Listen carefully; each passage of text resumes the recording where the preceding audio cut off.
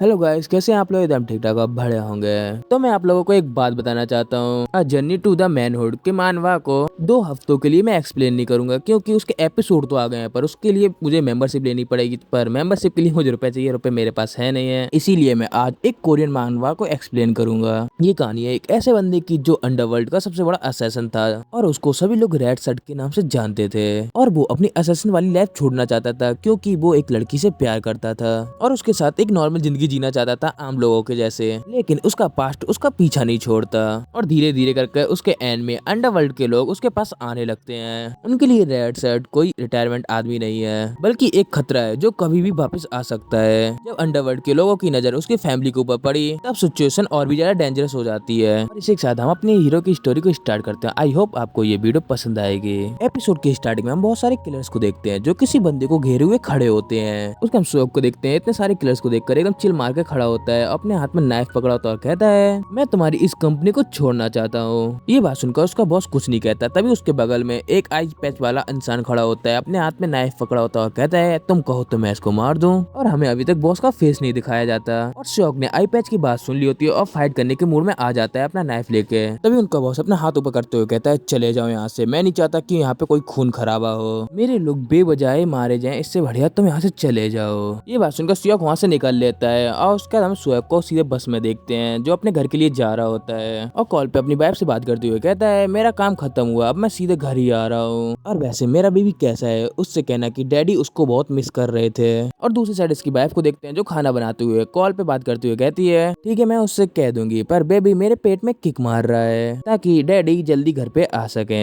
ये बात सुनकर शौक खुश होते हुए कहता है, सच में उसने तुम्हारे पेट में किक किया? तभी उसकी वाइफ कहती है, हाँ उसने मुझे किक किया। वैसे तुम अभी कर क्या रहे हो? शौक को देखते हैं जो अपने हाथ में बेबी की फोटो पकड़ा होता है और कहता है कि मैं बेबी की फोटो देख रहा हूँ। फिर उसकी वाइफ कहती है, बस करो, इतनी टेंशन भी मत लो, वो जल्दी पैदा हो जाएगा। तभी शौक अपनी रिंग के साइड देखता है जिसमें किसी चीज की रिफ्लेक्शन पड़ रही होती है। ये देखकर शौक शौक हो जाता है, और उसके पीछे एक बंदा खड़ा होता है अपना नाइफ लेकर उसको मारने के लिए। तभी शौक एंड टाइम पे वहां से हट जाता है और उसको चाकू नहीं लगता, और वो चाकू जाकर सीधे सीधे चेयर में जाके लगता है। मतलब एंड टाइम पर शौक ने अपने आप को बचा लिया होता है। तभी उसकी वाइफ फोन में चिल्लाती हुई कहती है, क्या हुआ, ये किस चीज की साउंड थी ओपा, क्या तुम मुझे बता सकते हो? पर ओपा का फोन नीचे गिर चुका होता है और वो कहने के मूड में नहीं होता है। तभी कुछ लोग इस बंदे के हाथ में नाइफ देखकर डर जाते हैं और चिल्लाते हुए कहते हैं, इसके हाथ में चाकू है, कोई जल्दी से पुलिस को फोन करो। तभी ये पागल सा दिखने वाला अपना मुंह खोलता है, कहता है, मैं किसी को मारने वाला नहीं हूँ, इसीलिए चुप हो जाओ और जल्दी से इस बस से सभी लोग दफा हो जाओ। तभी शौक अपना फोन उठाता है और अपनी वाइफ से कहता है, तुम अभी थोड़ी देर लाइन पे बने रहो। तभी उसकी वाइफ कहती है, ठीक है हनी, मैं तुम्हें थोड़ी देर बाद कॉल कर लूंगी। इतना कहकर फोन को काट देती है। और उसके बाद बस को देखते हैं जो पूरी खाली हो चुकी होती है, और बस के अंदर सिर्फ यही दोनों लोग होते हैं। उसका हम किलर को देखते हैं जो शौक के ऊपर अपने नाइफ से अटैक कर देता है, पर शौक बड़ा ही इजी उसके अटैक से डॉज कर लेता है। ये देखकर किलर दोबारा से अटैक करने की कोशिश करता है, पर शौक बड़े इजीली उसका हाथ पकड़ लेता है और उसके हाथ से उसको अपने साइड खींचता है, और दूसरे हाथ से अपना पंच बनाकर उसके फेस के ऊपर मारता है, जिसकी वजह से वो हवा में उड़ने लगता है। और किलर जैसे नीचे टच कर पाता उससे पहले शौक दोबारा से आता है और उसके फेस के ऊपर एक और पंच मार देता है। इस वजह से उस किलर के 1-2 दांत टूट जाते हैं। और तभी शौक उसके छाती के ऊपर बैठकर उसका गला पकड़ते हुए कहता है, तुम कौन हो और तुम्हें किसने भेजा है? ये बात सुनकर किलर जोरों से हंसता है और कहता है, तुम मुझे पहचान भी नहीं पा रहे? ऑफ कोर्स मैं वही हूँ, बाकी लोग जल्द ही तुम्हें पकड़ लेंगे। क्या तुम बाकी में ये सोच रहे थे इस जॉब को क्विट करने के बाद क्या तुम बच जाओगे? ये बात सुनकर शौक को पता चल जाता है कि ये किलर कहाँ से आया, और गुस्से में उसका गला दाबने लगता है, जिसकी वजह से उसका उधरी काम 25 हो जाता है। तभी शौक जल्दी से अपना फोन उठाता है, अपनी वाइफ को कॉल करता है, पर उसकी वाइफ उसका कॉल नहीं उठा रही होती है। शौक दोबारा से कॉल करता है, फ्रस्ट्रेट होता है, कहता है, म्यू जल्दी से फोन उठाओ। उसके हम शौक के घर का सीन देखते हैं जहाँ पे उसकी वाइफ उसके लिए खाना बना रही होती है और कहती है, खाना ऑलमोस्ट बनी गया है, पर अभी तक ये आया क्यों नहीं? अभी तक तो इसको आ जाना चाहिए था। तभी घर की बेल रिंग होती है। तभी म्यू गेट के पास जाती है और कहती है, बाहर कौन है? तभी बाहर से एक आदमी बोलता है, हेलो, मैं तुम्हारे हस्बैंड का कोवर्कर हूँ, मैं यहाँ तुम्हारे हस्बैंड की रिटायरमेंट की वजह से तुम्हें कुछ देने आया हूँ। ये बात सुनकर म्यू कहती है, क्या सच में मेरे हस्बैंड ने रिटायरमेंट ले ली? ना कहकर उस गेट को खोल देती है, पर उस बंदे को देखकर एकदम शॉक हो जाती है और धीमे धीमे करके पीछे जाने लगती है, जिसकी वजह से उसका बैलेंस बिगड़ता है और वो नीचे गिर जाती है। और ये देखकर ऐसा लगता है कि म्यूक उस बंदे को बहुत ही अच्छी तरीके से जानती है, और म्यूक घिसते हुए उस बंदे से दूर जाने की कोशिश करती है और कहती है, प्लीज मेरी कोई हेल्प करो। तभी वो बंदा म्यूक के बाल पकड़कर उसको पीछे खींचता है और अपने हाथ में डैगर निकाल लेता है, और आखिरकार हमें ये बंदा पता ही चल जाता है ये कौन होता है। ये होता है बॉस का राइट हैंड आई पैच। तभी म्यूक रोते हुए बोलती है, प्लीज मुझे मत मारो।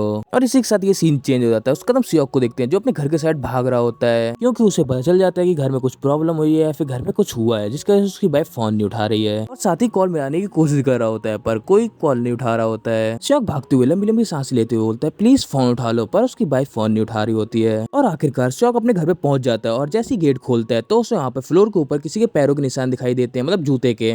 ये देखकर शौक एकदम परेशान हो जाता है कि घर में कोई ना कोई तो आया था। फिर घर के अंदर जाता है तो उसे बगल में वहीं पे आईपैच बैठा हुआ मिलता है जो कहता है तो तुम आखिरकार आ ही गए। आईपैच खाना खाते हुए अपनी बात कंटिन्यू करते हुए कहता है मुझे नहीं मालूम था कि तुम्हारा एक बच्चा भी है। क्या इस वजह से तुमने प्रेसिडेंट को धोखा दिया? मुझे नहीं लगा था तुम इस तरह के इंसान हो जो इतनी ज्यादा अपनी परिवार की परवाह करता है। तभी शौक साइड में देखता है तो वहाँ पे बहुत सारा ब्लड डला होता है। तो आप लोग ये देख कर जान ही सकते हो कि इसका वाइफ का काम 25 कर दिया गया है। फिर शौक आईपैच से कहता है क्या प्रेसिडेंट को इसके बारे में पता है जो तुम मेरे घर पे करने आए हो, मीन्स जो तुम मेरे घर में कर चुके हो? तभी आईपैच कहता है मुझे पता है कि प्रेसिडेंट क्या चाहते हैं और ऊपर से देखा जाए तो ये मेरा खुद का डिसीजन है। इतना कहने के बाद अपना आईपैच हटाता है और हंसते हुए बोलता है इस माहौल को और इंटरेस्टेड बनाया जा सकता है अगर तुम गुस्सा करो तो।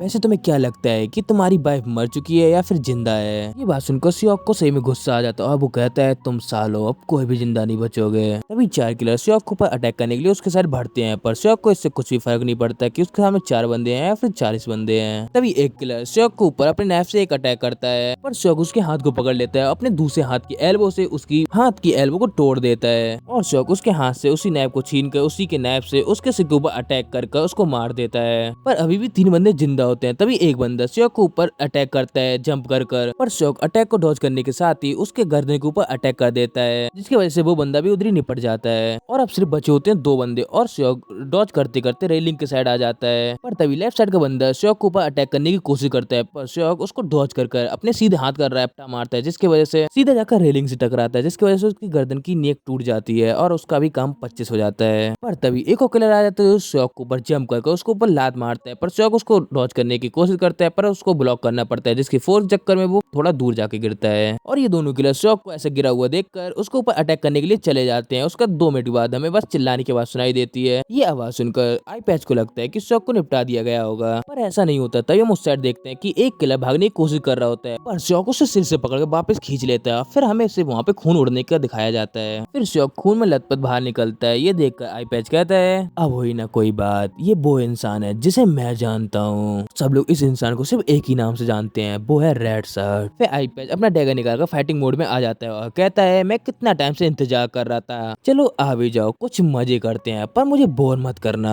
ये बात सुनकर शौक अपने नाइफ से आईपैच के ऊपर अटैक करने लगता है और दूसरी साइड आईपैच भी कुछ कम नहीं था, वो भी अपने डैगर से शौक के ऊपर अटैक करने की कोशिश कर रहा होता है, पर शौक आराम से बच जाता है उसके डैगर से नीचे होकर। उसके पीछे जाकर अपने नाइफ से अटैक करने की कोशिश करता है उसके गर्दन के ऊपर, पर आईपैच उस अटैक को डॉज करने के साथ ही उसको एक ओपनिंग भी दिख जाती है। तभी आईपैच एक किक मारता है शौक के पैर के ऊपर, जिसकी वजह से शौक का बैलेंस बिगड़ जाता है। तभी आईपैच जल्दी से शौक के ऊपर अटैक करता है, पर शौक अपने आप को एंड टाइम पे ब्लॉक कर लेते हैं, पर जिसकी वजह से उसके हाथ के ऊपर कट लग जाता है, जिसके वजह से शौक थोड़ा पीछे होता है। फिर आईपैच को पकड़ता है और उठाकर सीधे टेबल को पटक देता है। फिर शौक अपने नाइफ से आईपैच के ऊपर अटैक करने की कोशिश करता है उसकी गर्दन पर। आईपैच एंड टाइम पे वहाँ से हट जाता है, जिससे वो अटैक को डॉज कर लेता है और सीधे शौक के ऊपर डैगर से अटैक करने की कोशिश करता है, पर शौक अपने आप को ब्लॉक कर लेता है। फिर शौक आईपैच की गर्दन की साइड देखता है, जहाँ पर आईपैच की गर्दन के ऊपर एक कट का निशान लगा होता है, जिसकी वजह से उसकी गर्दन से खून निकलने लगता है। इसका मतलब हम लोग पता चल जाता है कि वो अटैक उसके गर्दन पे लग चुका होता है। तभी आईपैच जल्दी से अपनी गर्दन के ऊपर हाथ लगाता है ताकि उसका खून रुक सके और थोड़ा पीछे होता है ताकि वो शौक से थोड़ा डिस्टेंस बना सके और उससे फाइट कर सके। फिर आईपैच शौक के ऊपर अटैक करने की कोशिश करता है, पर शौक उस अटैक को डॉज कर उसके हाथ के ऊपर एक कट मार देता है। पर आईपैच अब रुकने का नाम नहीं लेता, वो फिर से अटैक करने की कोशिश करता है, पर शौक उसके गर्दन और उसके पेट और लेग के ऊपर फिर से अटैक कर देता है। इस अटैक को खाने के बाद आईपैच के मुंह से खून निकलने लगता है। फिर आईपैच फाइट करने के लायक नहीं होता है, फिर कहता है तू हरामजादे उस कुतिया की वजह से प्रेसिडेंट को छोड़ने की कोशिश कर रहा है। फिर शौक आईपैच के साइड बढ़ता है और उसको एक झापड़ खींच के मारता है, जिसकी वजह से वो सोफा पे जाके गिरता है। आईपैच अभी भी शांत नहीं होता और कहता है मैं तुझ जैसे हरामजादी कुत्ते से अभी हार नहीं सकता, इतनी बुरी इंसल्ट होने से बढ़िया तू मुझे मार ही दे।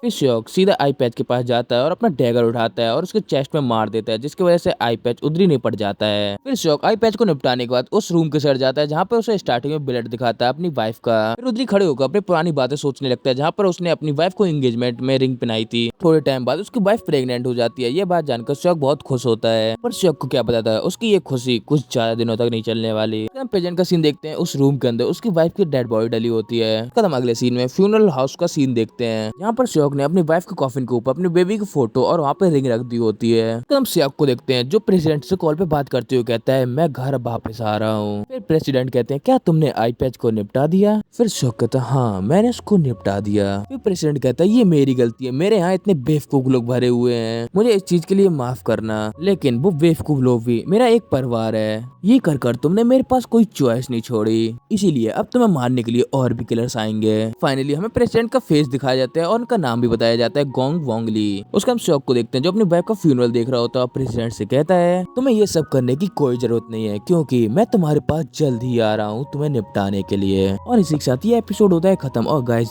आपको अगर ये वीडियो पसंद आए तो मुझे कमेंट में जरूर बताना, तो मैं इसको वीडियो कंटिन्यू रखूंगा।